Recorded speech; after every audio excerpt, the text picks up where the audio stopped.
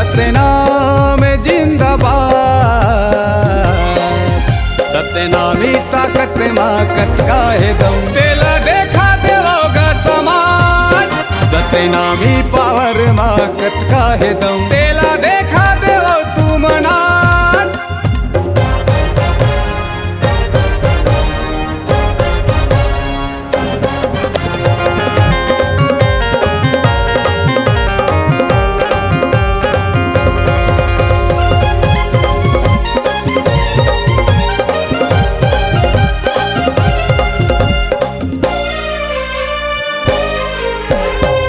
संत शिरोमणि गुरु घासी बाबा सत के डाहर बताए हैं।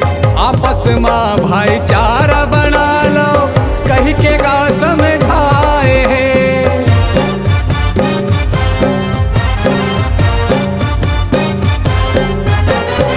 संत शिरोमणि गुरु घासी बाबा सत के डाहर बताए हैं। आपस में भाईचारा बना लो कही के गा समझाए। गुरुबानी जिंदाबाद, सतनाम जिंदाबाद। गुरुबानी जिंदाबाद, सतनाम जिंदाबाद। सतनामी ताकत माकत का है दम, तेला देखा देवोगा समाज। सतनामी पावर माकत का है दम, सबो देखा देवो तू मनाज।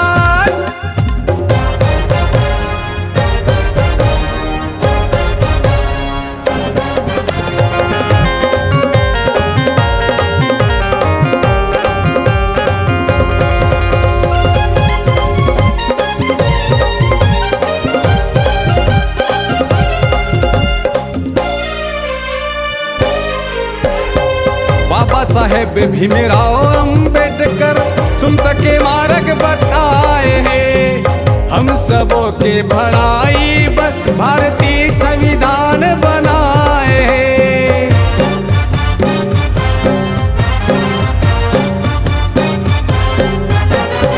बाबा साहेब भीमराव अम्बेडकर सुन के मार्ग बताए हैं।